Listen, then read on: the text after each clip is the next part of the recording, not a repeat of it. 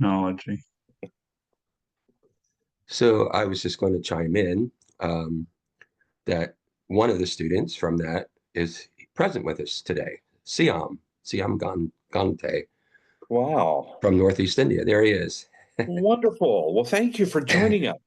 We're so excited to have you here. I didn't know that when I planned that. I just wanted to make sure that I'm excited about this partnership and Jeff's role in it, which is what I know best about it. And here we have one of the students, so it's already happening. Thank you, Jeff. Sure.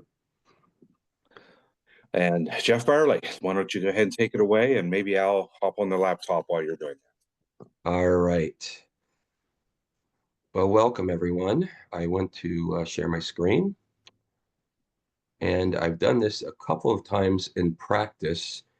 I'm going to be using notes today. So I just want to make sure that you don't see the notes, that's what you see is my presentation. Is that correct? All right, good. Good. That allows me to cheat a little bit. Oh, I just lost it. There we go. All right, let me shrink that down. All right, so as Tony introduced me, I'm a graduate from the Evangelical Seminary, which is part of Kairos now. My dissertation focused on the work of the Spirit in liminality. And so I want to talk a bit about imagining mission in liminality today. And this is part of a two-parter. As I was getting it finalized yesterday morning, I realized I had so much content, and I thought, let me look at the schedule and see if I could volunteer for another session. Lo and behold, the next session was open on March 24th. So I'll be concluding this presentation with a presentation called Imagining the Spirit and Community in Liminality. So let me give a little general roadmap of what I want to accomplish today. I'll be presenting some historical developments in anthropology and bring that to bear on community creation and renewal. And then we'll have a series of questions. We'll take a little break for some question and answer. We won't answer all the questions I have. And then we'll look at some existential considerations. I'll present a sort of a hypothesis in the midst of that, and then we'll look at a biblical text that I hope brings some connection. And then if we have time at the end, more discussion on those same questions. So I'm going to start by defining some terms for us. The first one is this idea of liminality. The concept of liminality was introduced in the field of anthropology by Arnold van Gennep in 1909. He had a work called The Rites of Passage. And in it, he describes liminality as an ambiguous phase between a past status or structure and a new status and structure.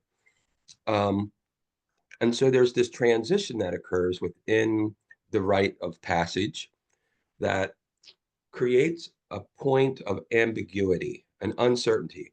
Do I rely on what I know of the past? And what is to be made of the future? And so there's this aspect of ambiguity, disorientation during this period. Some people might experience in liminality may experience some marginality. And when we think of the church in America, I think we have been experiencing marginality in our experience with liminality. And so let me define the word a little bit. I like the term threshold here. Liminality comes from the Latin word limen, and it means threshold or doorway. That's its literal interpretation. But I like the word threshold because it represents a space between two worlds. Let me introduce the idea that there is a world that exists inside our churches, and there's a different world that exists beyond the threshold of our churches. We can think of this kind of liminality in two different ways. Liminality can be thought of as temporal, where it creates this period of time which an individual or a group is in a state of transformation. Um, so there's a period between a past status or a social structure and a new one that's coming. So we knew what things were like before, but we do not know what things will be like in the next phase. So think of a, a pupa, like that cocoon I have pictured there in the upper right. It's no longer a caterpillar, and it's not yet become a butterfly. It's in an in-between state that is not meant to be a permanent state, right? We don't see pupa flying around or doing whatever a pupa would do. And so rites of passage, and during those rites of passage, uh, or even monumental kinds of events that we experience, we too can experience an ambiguity, a phase between a past time and a time to come. So we can look at liminality in the sense of temporality. And that is how Gannett has used it in his writings. But there's also a sense of liminality in a spatial way. Um, the picture I have in the upper corner is of Lucy entering the wardrobe in the Chronicles of Narnia. So here, C.S. Lewis provides a liminal space between two worlds, Lucy's current reality and a land of mystery yet to be known, unknown to her, called Narnia. But it was interesting as I first read the book, that process of walking through the wardrobe features fur coats and darkness and bumping into one another as the other children join in, and temperature change. And then there's tree branches. And what is this place, right? Ambiguity before she emerges into a wilderness called, or a mysterious land called Narnia. And so, since liminality focuses on spatial and temporal exchanges, we could look at the present church in these terms as well. Churches have thresholds, usually less than a foot wide, right? But culturally, much greater than that distance. In fact, I would contend that the church may be in a process of redefining herself in a very ambiguous and uncertain time right now. And that was the focus of my dissertation, the spirit at the threshold, a pneumatological approach to missional advancement. And so we can see that liminality can be viewed temporally in terms of time, or physically, spatially, uh, by physical space. This brings us to the work of Victor Turner. He continued to develop and expand on Van Gep's study of liminality. Um, One of his most notable contributions was a concept called communitas. This is a phenomenal concept. While he was studying rites of passage among African tribes. Um, in his book, The Ritual Process, Structure and Anti-Structure, he studies the rites of passage among these African tribes. And in some tribes, boys are raised by their mothers until the age of approximately 13, at which time they enter into a rite of passage toward manhood. So what happens? The men of the tribe sneak into the village, kidnap the boys, blindfold them, rough them up a bit, herd them out into the bush where they've never been, and here they are left to fend for themselves for, up to 6 months at a time. So during that period, the elders watch from afar uh, for a matter of safety, but the boys begin to learn to survive on their own as individuals. And they do quite well for a period of time. However, this becomes more and more difficult for them to survive. But eventually, they learn to survive by finding one another in deep bonds forged through liminality. They're in an ambiguous, confused state. And at the conclusion, they are reintroduced to the tribe as having passed into manhood. And in this way, liminality is what creates and renews their tribal identity and culture. And so um, these bonds are deepened among these young boys, and that allows them then to pass into, um, go through the rite of passage of manhood. They are now considered men of the tribe. This is described in the book by Alan Hirsch that is on your reading list in Community, Imagining Community. Hirsch describes Turner's description there, but he goes a little bit further and he provides two more wonderful images for us that are quite popular. One of them comes from the Lord of the Rings, the Fellowship of the Rings. In fact, we have these four hobbits who come from a village of their own. We have a dwarf that comes from the mines. We have the the elf from the woods. We have men from their warring neighboring villages, cities, and then we have a wizard that sort of goes around in between all of them. And they are unlikely comrades in this fight against evil as they have the Ring of Power and they seek to take it to Mount Mordor, where it must be destroyed. So, in the face of overwhelming evil, it is then that they become the Fellowship of the Rings because they are sworn enemies to one another in many regards. And so, it's through that experience if you watch to the very end of the trilogy of movies, you find this long period at the end of the movie just seeping with relationship after relationship after relationship and tears and departures and love and admiration for one another. That is what communitas is really about. Um, Hirsch does another wonderful picture of the church. He provides a picture of the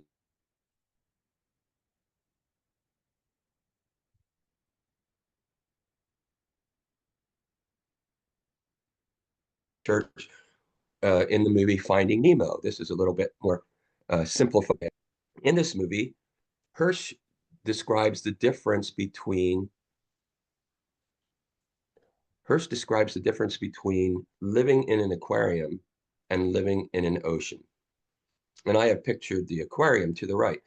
And his contention is that our churches look too much like aquariums where the temperature is moderated, where um, the pH level is accommodated for the fish that you have in there. Um, and so there's a lot of variables that are controlled. And our churches look very controlled and moderated and accommodating. Um, but what we find in this movie, we find Nemo comes from the ocean and is plopped into this aquarium. And he's asked this question, which store did you come from? And he says, well, I came from the ocean, at which point every fish goes off into the corners of the aquarium to get away from him. Not because they were afraid of him per se, but they were afraid of his contamination of them. And this little crustacean is down to the bottom right there. A little French crustacean comes out and spins him around and cleans him up, at which time everybody can come back and he is now approachable. And so this can really describe how we can create too much um, comfort within our churches, right? Churches can become aquariums, but the world across the threshold does not look like an aquarium. It looks like the wild blue ocean, chaotic, undisciplined. And we may have to learn some lessons about the church, the world, and the space at our thresholds. So I want to pause here. I have a couple of questions. I'm going to place them in the chat.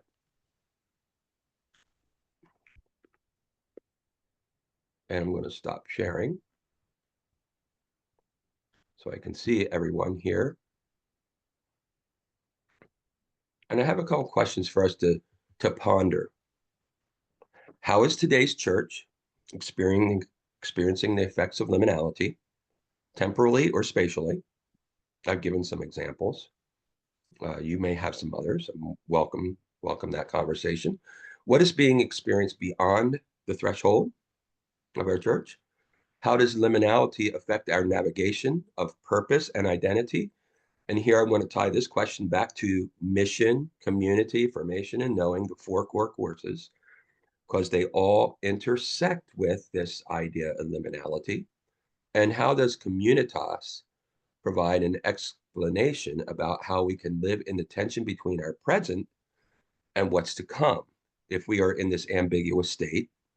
And I would contend that right now the church is going through an identity crisis, at least in America, and the tension between the already and not yet kingdom of God. There's a tension there as well in liminality that we could explore. So I'm throwing out a whole bunch of questions. We're not going to tackle them all now, but I welcome your conversation at this time. So any volunteers, get us started.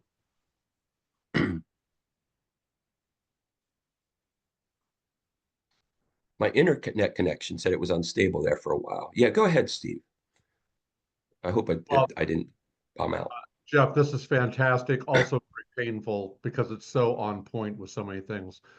But when we come to the communitas and our 13-year-old African boys bonding and the Lord of the Rings, most online here are familiar with the ideas of sodality and modality, and that's often been used of the church as the modality, but then the parachurch groups and mission group, those are the sodalities. Well, having done missions, that kind of stuff, I have found incredible bonding in those moments.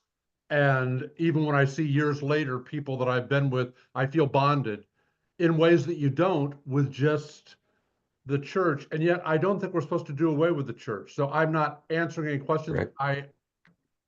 I love that, but how do you get everybody in boot camp soldier mode versus we're the church, the modality? So I'll shut up there and just say that's my frustration, and you're wonderfully tickling it.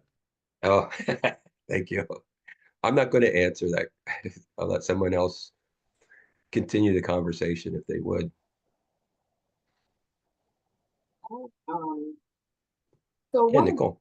things that I guess one of the things that I was reflecting on in the question was more about the limiting piece. And so I think that it was a lot of questions that you were posing. And so just to hit on one of them is more for me, I look at the different dynamics of the churches that I belong to, either in my youth, in my adult life, even transitioning from going from one state to the other. And I think that overall, one of the things that I have seen is when there's a transition in leadership within the church, it kind of really shakes up the dynamics of the entire community aspect of it and the limits of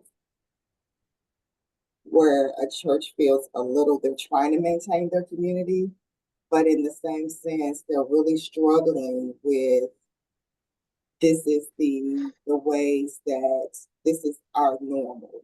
This is our normal lifestyle. This is what we're used to.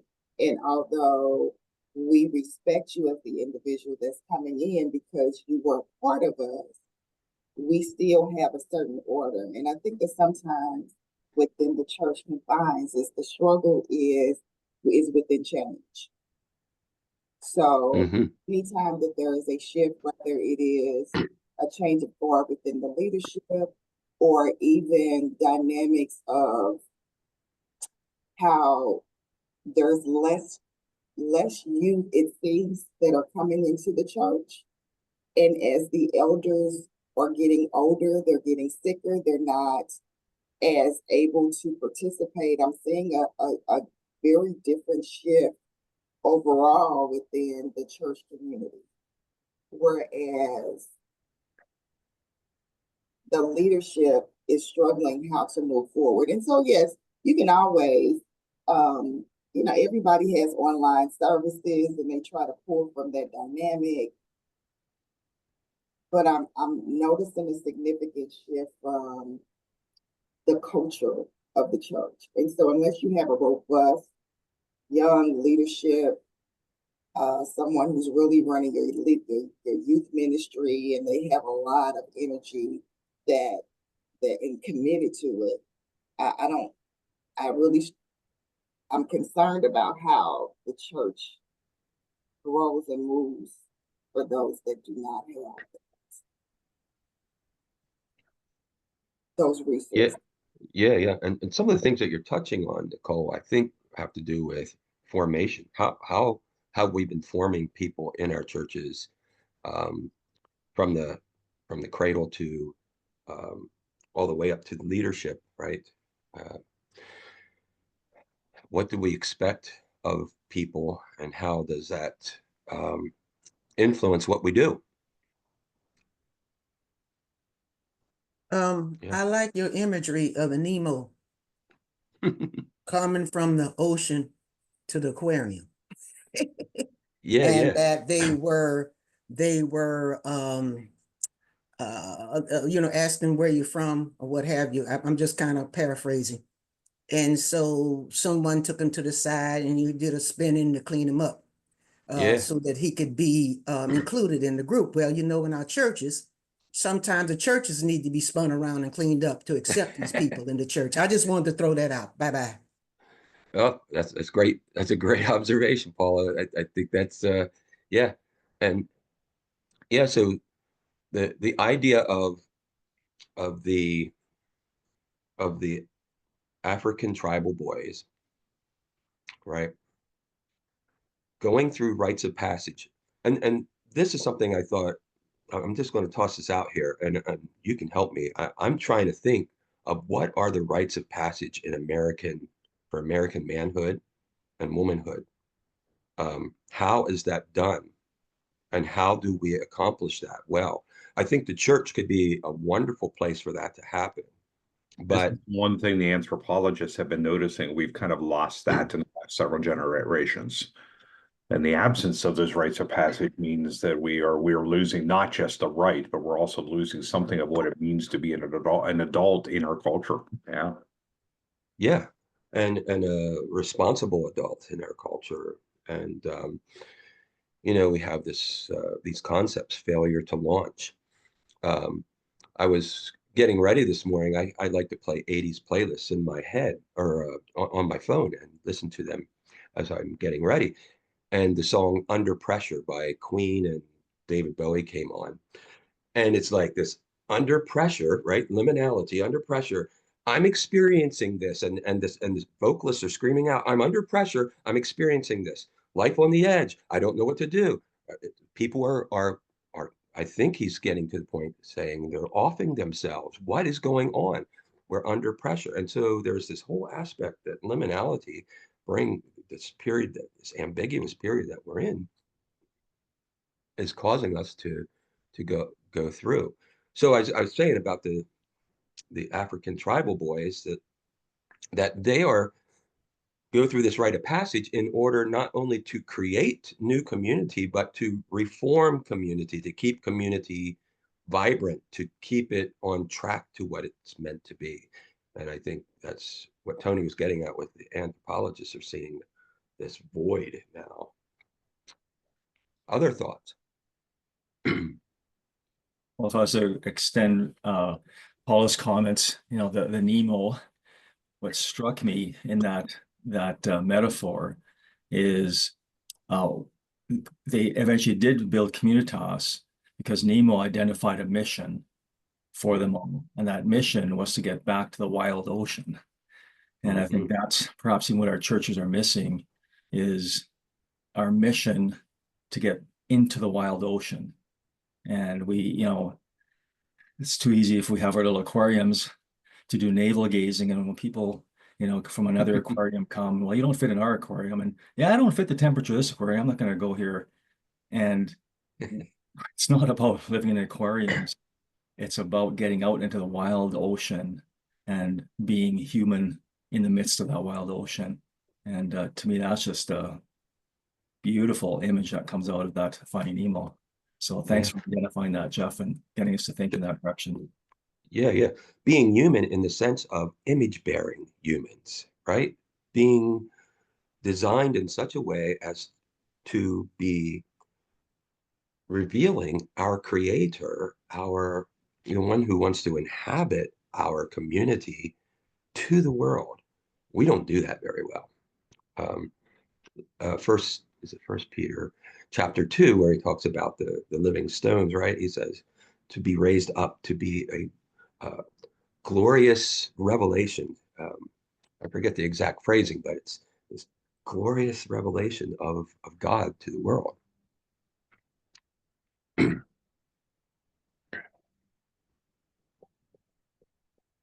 Other thoughts? Other questions?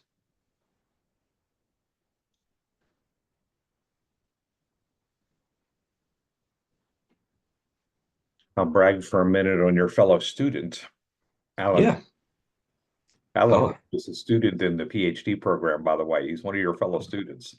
Now we get an interesting pathway because he's writing the books that the rest of us are reading, but never finished his PhD in Kairos, and he's connected with one of our partners, so it's being delivered through one of our partners. But I love the fact that he's public about that, so I'm not telling anything. It's on his social media. Hey, I'm doing a PhD at Kairos University, and thinking creatively as always. So his question right now is, what does AI do for us instead of scare us? To do to enhance the mission of the church? Some of you are asking, either using you in the room, or there are some of you I know who are probably catching the recording later, asking the same question, exploring that. That's a liminal kind of question, rather than running in fear from the new thing and the unknown and the kind of community that could be created. Maybe there's an opportunity to walk into it and see if there's something here for us. And a number of you are doing equally bold kind of projects, but I just want to brag on him and the fact that we get to be part of that process too. Yeah, Tony had shared that with me. Gave me a big smile. So, yeah, love to confer with him sometime.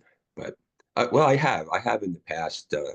He's spoken at various conferences and settings where I've spoken to him afterwards on a few occasions in Alexandria, Virginia, in particular. Let me move us forward, and I'll go back to sharing my screen.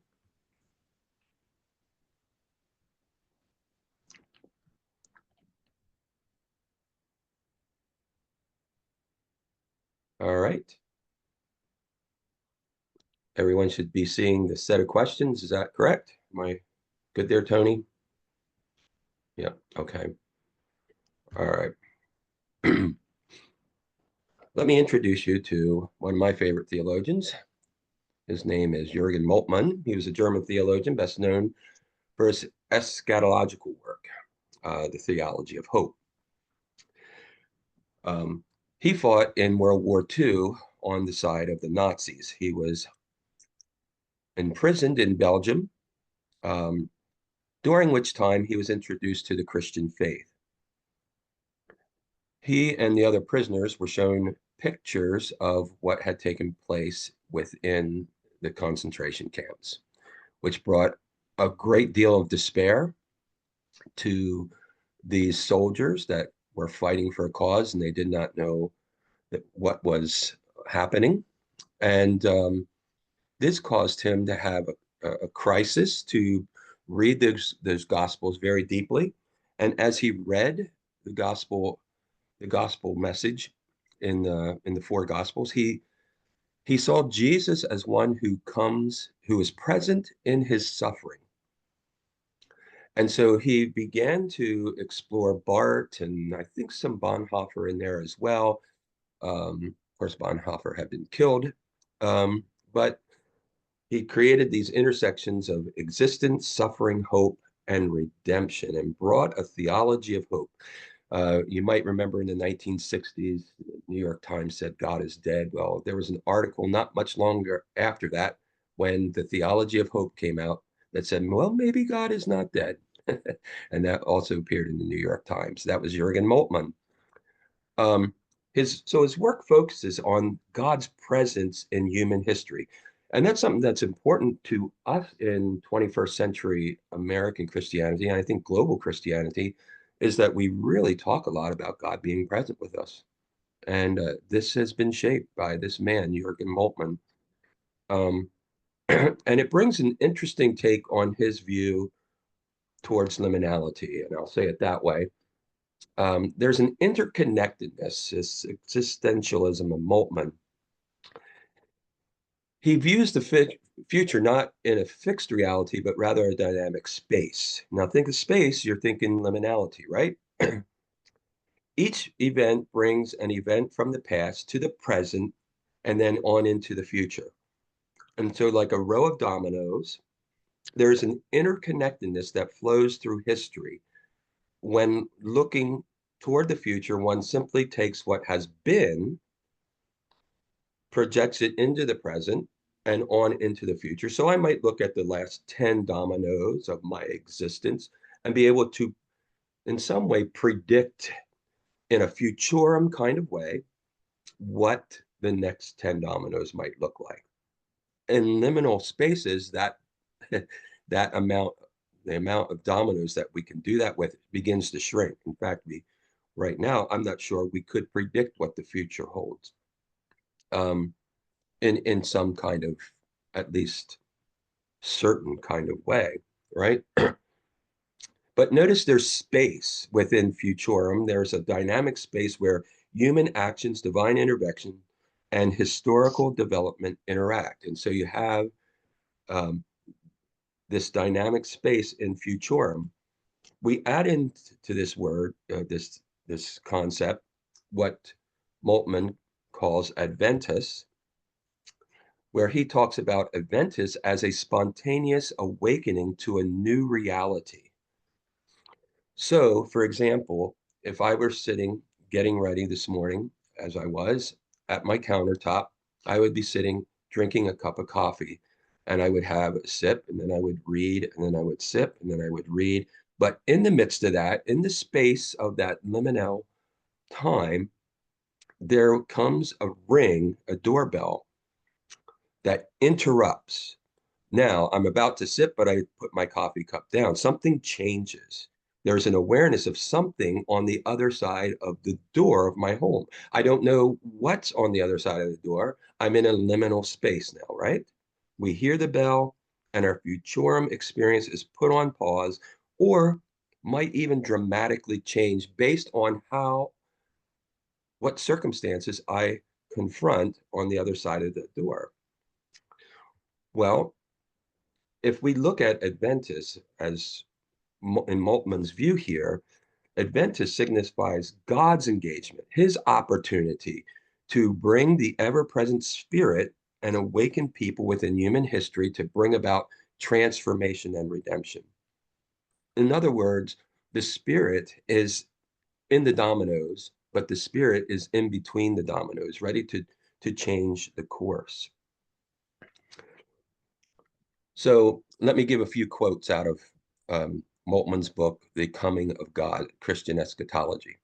He says, future is the sense of futurum, develops out of the past and present, inasmuch as these hold within themselves the potentiality of becoming and are pregnant with future. In other words, there's a potentiality that is held within the dominoes as they are ready to fall, right?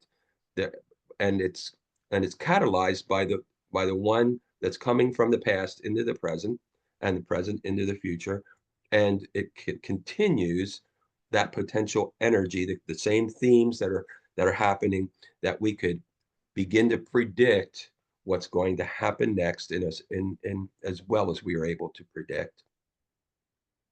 Only that can become which is already implicit or dormant in being, and is heralded in the trends and latencies of the historical process. So he's looking at a closed kind of system in terms of future. But then he says, Adventus, in its term, is a rendering of the Greek word parousia. In secular Greek, parousia means the coming of persons or the happening of events and literally means presence. But the language of the prophets and apostles has brought into the word the messianic note of hope, you see. And so Moltmann says that Adventist becomes the place of hope. And I would add, it becomes the place of renewal, change, redemption, new outcomes, different forms of existence in terms of our church. So let's consider what's happening in the scriptures. Scriptures reveal several Adventist events where God enters into our understanding of reality and brings some to reality. You can think incarnation. You can think resurrection. You can think Pentecost. Those are New Testament. You could go to Daniel in the lion's den, or Shadrach, Meshach, and Abednego. You can see Elijah on the mountain in these Adventist events. Additionally, we can consider many occasions within church history where we find the church taking a new course in understanding. This is the challenge for many, is to extend the work of the Spirit into church history. Believe me, I look for church history references to how the Spirit may have been involved in a particular event. Yet we believe the Spirit is present today in orchestrating some of the events that have led us to this place, but we don't talk about it in church history. Was there not an experience of liminality that was occurring? Think about the Council of Nicaea. Perhaps communitas. Think about the monastic movement. Perhaps Adventists, perhaps the Spirit involved in the causation, if you will, the changing of course in the liminal space, that the Spirit was doing something. And if we believe God is present in each moment, which is what Jürgen was getting at, Moltmann, then the Spirit is always available to influence and guide us. And so I sense the Spirit does his greatest work in this time of liminality, when people are experiencing liminality. And it creates within that liminal time a communitas, and it's all because of an agency of the Spirit in Adventus, which means the Spirit is waiting to do something even now in our own experiences of liminality. So my hypothesis, maybe, I don't know what to call this, but it's a little quote from my dissertation. Liminal spaces provide us with the fresh opportunities for success, redemption, growth, direction, or awakening. In fact, significant transformation often takes place in liminal spaces. Conversely, these same opportunities can be places where we experience failure or get stuck in the status quo. So there's a lot here to unearth, but I'll provide you with one more anecdotal story from the Old Testament that's found in the book of Numbers. Here we find, again, I used a quote from my dissertation just to help to frame this. The Israelites were previously slaves in Egypt, right? They're given this promise to go to a promised land. But in between Egypt and this promised land is this liminal space called the desert. They're very familiar now by the time they get to Kadesh Barnea about what desert living looks like, all right? It's not going well for the most part. And once they arrive at Kadesh Barnea, will it all of a sudden go well or not? And we know the answer in hindsight. But they were poised at this threshold at Kadesh Barnea. And so when we go to Numbers 13 and 14, we find this exploration.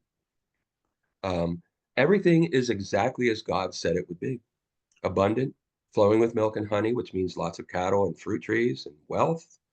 They are experiencing, however, liminality, right? Temporarily in time, as they've gone from Egypt, traveled through the desert. There's a desert period. And they're experiencing it spatially as they sit on the threshold of a new land to inhabit. So their futurum of desert living was temporally interrupted. They were also spatially at the threshold of a new territory. And we're given this majority and a minority report, two different experiences of the same liminal event. They had the same facts, but they had different conclusions. Interestingly, the outcome of the whole experience resulted in 40 more years of liminality. Desert living. They knew what it was. They watched God in the midst of that desert living in Adventist ways, interceding, intervening, right? Yet, in the end, only Caleb and Joshua were permitted to enter into the promised land. This is a case of failure to embrace God's interruption, his Adventist spirit working in our lives. So let me summarize a few things, and then we'll get back to some questions if we have time. Futurum is this unfolding future that is the direct result of what we would expect to occur from our past experiences that have led us to the present. In Futurum, time is viewed as a continuous series of unbroken events where present and eventual future events are merely linear extensions from the past. Within those liminal spaces of the present, an Adventist impulse, and honestly, the Holy Spirit arrives and disrupts the normal routine of the historical process. Even though Adventist points to an in-breaking event, we should realize that God's Spirit has always been present. This is part of Moltmann's theology. He is a mysterious actor that steps out from behind the curtain and onto the stage of the world's unfolding drama, and it's here that possibilities abound. I think we would call this perhaps faith, right? That was temporal liminality. Spatial liminality exists between our physical spaces as well. The thresholds at the entrances of our church buildings are spaces where the Spirit is already present. The presence of the Spirit is already out there in God's wider presence, which I will talk about in the next session when I talk about the Spirit and community. It is out there where the Spirit can open eyes and hearts of people to see and experience many things anew, even life anew, whether through dynamic interaction among creation, culture, or our own consciences. This is what God's wider presence. The Spirit's presence is ever speaking, ever revealing. So let me pause there. We'll look at those questions again. They're in your chat. Let me see. I'll try and cut and paste and reapply them here. Oops.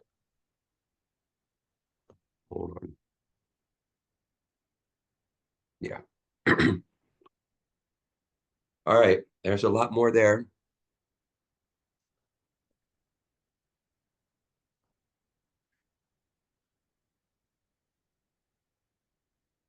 What do we have to add now that we brought Moltmann's existential views in here? That we looked at Kadesh Barnea.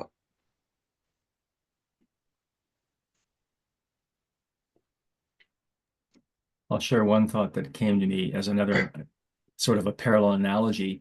It makes me think of cognitive dissonance, sort of seems like a similar kind of framework of understanding, right? Where you have the psychological discomfort because your beliefs or behaviors are clashing in some way, and you want to remove that tension and the inconsistencies. And we either run away from it and pretend it's not there and hide, or we dig further into it to try and discern what's really going on and what does that say about how we move on to our next step. And that sounds very similar to, what you're sharing here, which is fully another way of looking at that cognitive dissonance kind of perspective. Maybe in this case, it's an eschatological dissonance. And and I'm not saying that just to borrow a word from Moltmann, but I think part of our issues of polarization, which are threatening the bonds of communitas here, are these differing eschatological visions of how God is bringing about the kingdom of God. And we have, in my own somewhat humble opinion, seldom humble opinion, made the assumption, I think, in our generation that God has outsourced that to our political leaders. And we just disagree on which path will get us there.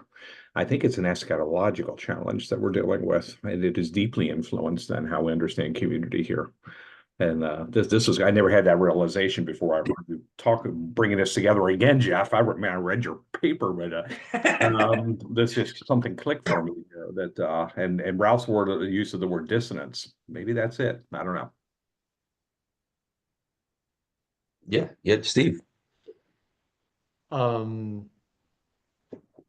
This is so marvelous. It seems as though this idea that the Holy Spirit is always working, both outside the walls of the church, inside, we're not always aware of that, but it seems like in the place of liminality, now we get to Ralph's cognitive dissonance, that's maybe the place where we can become more aware, let's say. I wonder, in this thing of church gathered, church scattered, church gathered, church scattered, inside the four walls, outside, that almost becomes an enforced liminality in time and space. I'm thinking of our Jewish friends who welcome the Sabbath and even have a little ritual for saying bye-bye to the Sabbath. So, but they have this moment in time where we're shutting down. We're going to kind of go into sacred time in a special way and then go back out. And I wonder if that's something we need to be capturing in our communal life. It's sort of an enforced liminality. Yeah. Capture what the Holy Spirit's doing. Yeah. Yeah. My dissertation goes in a lot of directions, as Tony knows. So in the next session, I want to talk about the Spirit in quite some depth.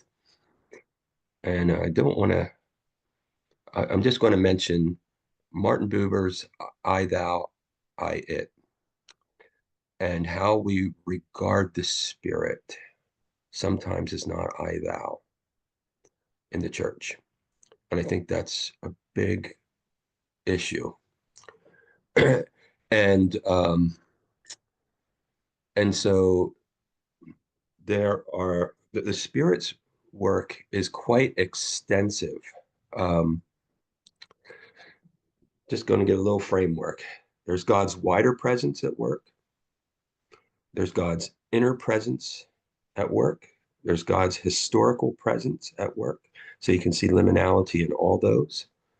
There's God's communal presence at work.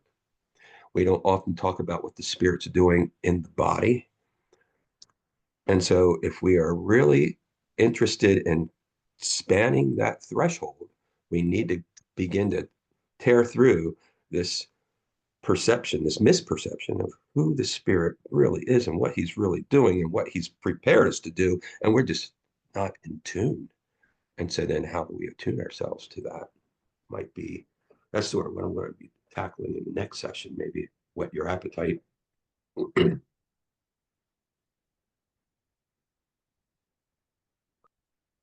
So when I think of the institutional church, and that's what we have a form of Christianity has been handed down to us, looks much different than what the Eastern Orthodox historical church looks like. It looks different than what was done in monasticism. It looks different than what was done in Celtic traditions. Tony's hearing a lot of Joanne here. It looks different than, this is Andrew Wall's studies in contextual theology. He talks about these, it looks different than Elizabethan Christianity. So this form that we're holding on to, I think if we took a poll in our churches and we said, is this what churches looked like in the New Testament? We'd probably get 80, 90% of the people saying, yeah, this is what it would have looked like. And it didn't look anything like what we do. So what is it that the Spirit wants us to do next?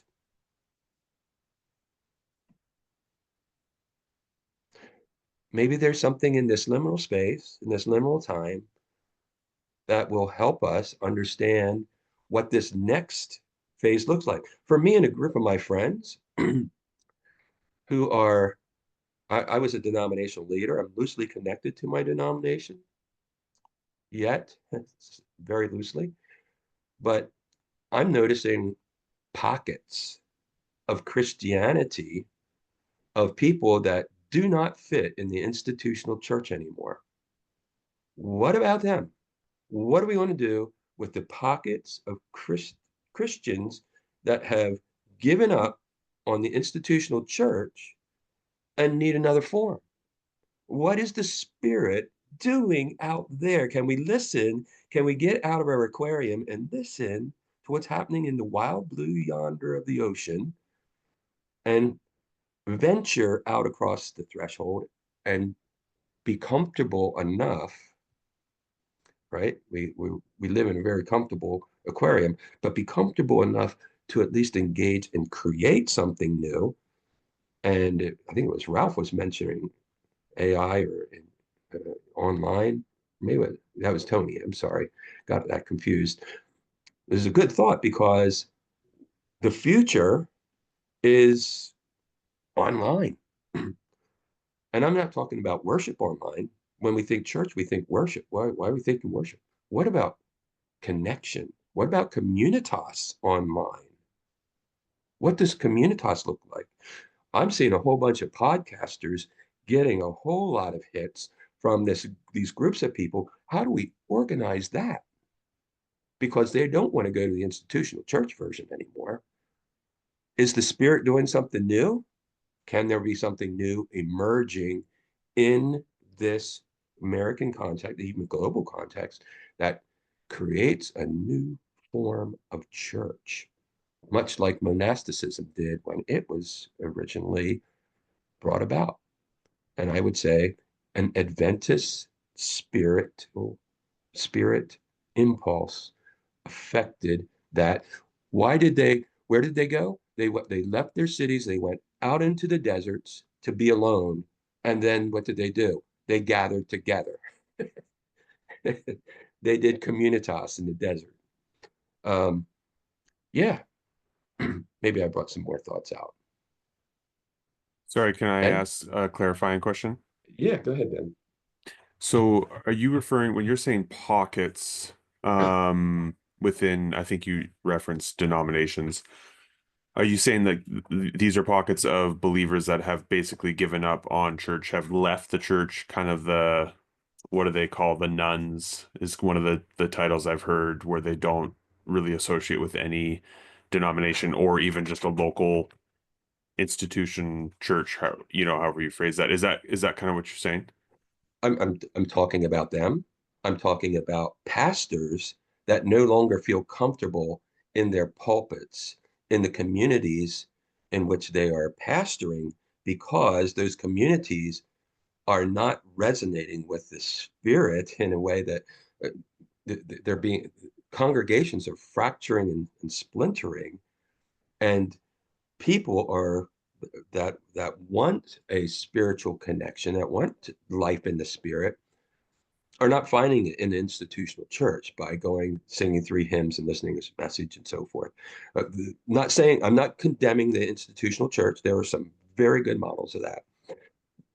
But what do we do about this phenomenon that's happening where people are leaving, whether it's the nuns, as you mentioned, Ben, or whether it's even people in leadership that do not find a comfort anymore in the aquarium? And I use that word loosely, comfort, because it's not about comfort, but they're not finding familiarity.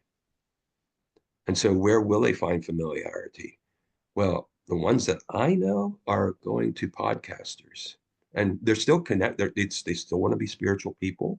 They're listening in on these various subjects, but they don't have a form yet to connect with one another.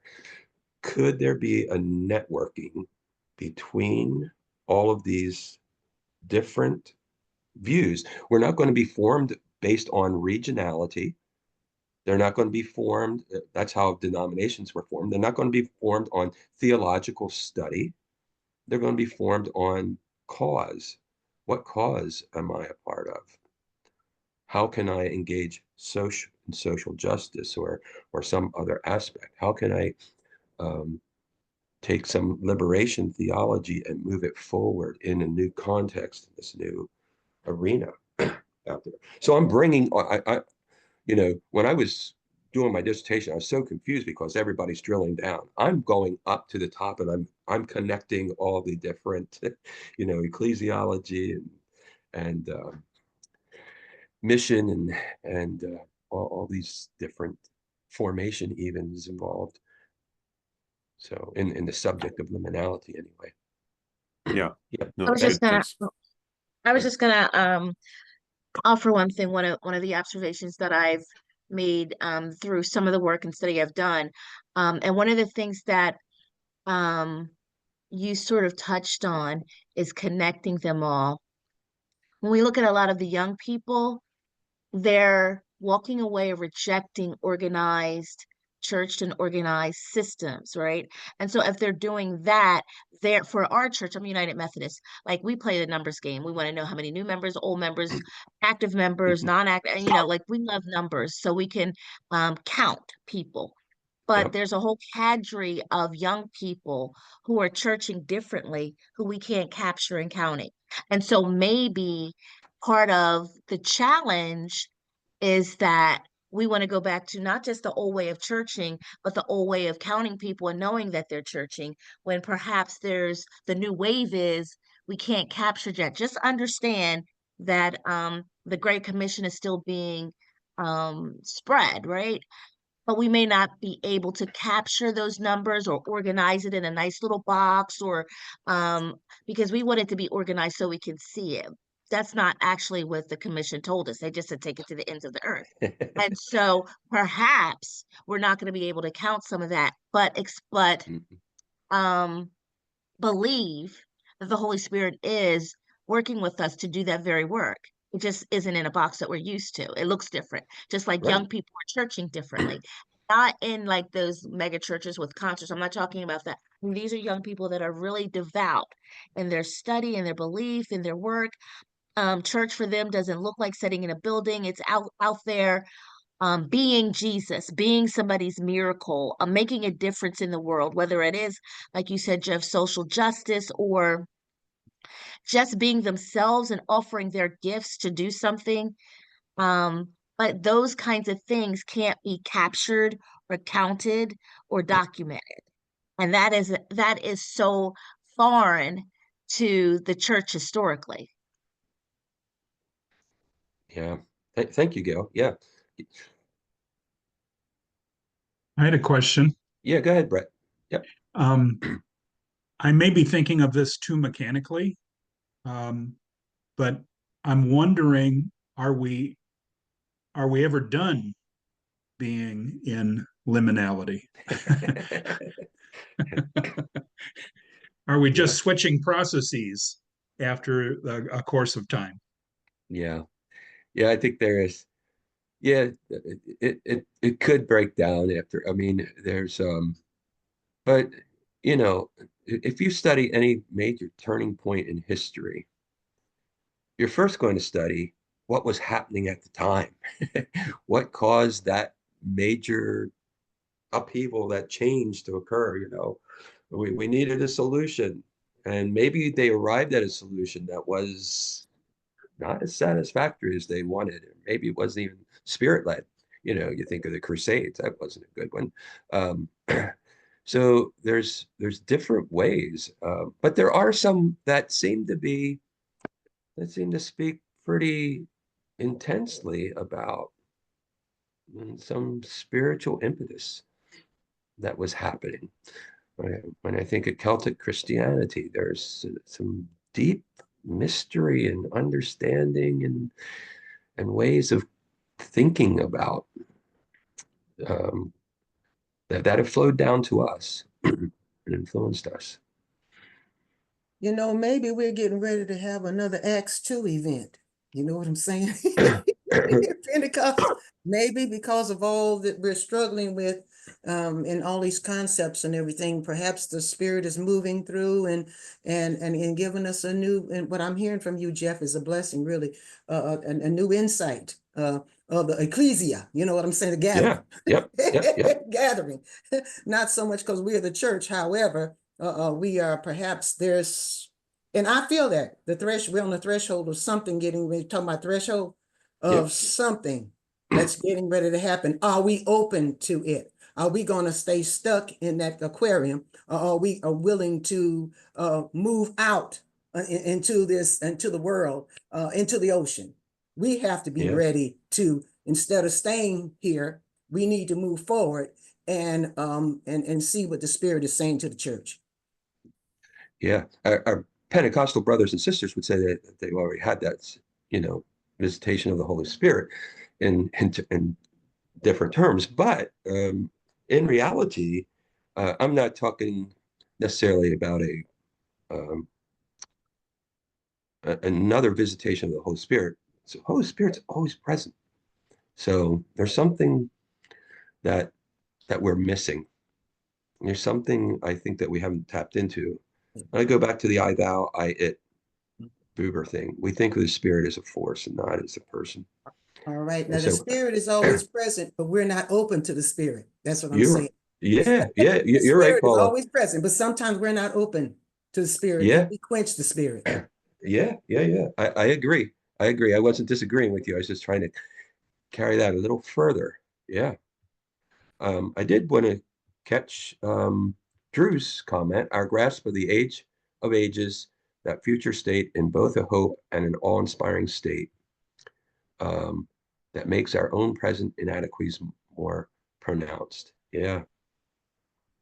Okay, Ben, is it possible to be part of a church community that doesn't have building or programs? Absolutely. Yeah, I don't see that was a prerequisite. Yeah, good point. Tony, I'll turn it over to you. We have a few minutes left. I don't know if you have anything you want to add, or if you just want to wrap it up. I love the fact that we got this vibrant community conversation going on here, and I think we need to have this kind of conversation. The reason I love Jeff's work when it was a dissertation, and love what he's doing with it since then, and the way he's putting it into practice. We are struggling with this in the North American culture, at least, and because American Christianity is so powerful, we we impose our struggles on the rest of the world sometimes. And maybe they have something to offer us. I think that would be one of the interesting things that one of the interesting questions we could take away from this. Is there an understanding of this elsewhere in the church, globally or historically, that we could bring forward or bring over and learn from it as well? So some of you have probably done some good research on that could be helpful. But thanks for the discussion. We'll get to finish it next week when for the next session. The date on that is, do you remember, Jeff, off the top of your head? March 24. It's not this coming Monday, it's the following Monday. Yeah, last fall I planned some Sunday presentations, and that was not a good idea. So we're not going to do that. So we'll wait and do Monday a week and a half from now. But yeah, Jeff will continue that, and we'll see what's there. And in the meantime, let that percolate, let it provoke your imagination a little bit. That's the whole purpose of these sessions, to provoke our imaginations, to think outside of what we've been normally doing and get this input. So I appreciate a thought-provoking presentation and the conversation that followed. Thanks, Jeff. Everybody have oh yes, thank you, Ralph. It's 3 p.m. Central Time, and always do the translation. At least once a week I show up at the wrong time zone, so we'll stay on our toes about that. Blessings to you all. Thanks, everybody.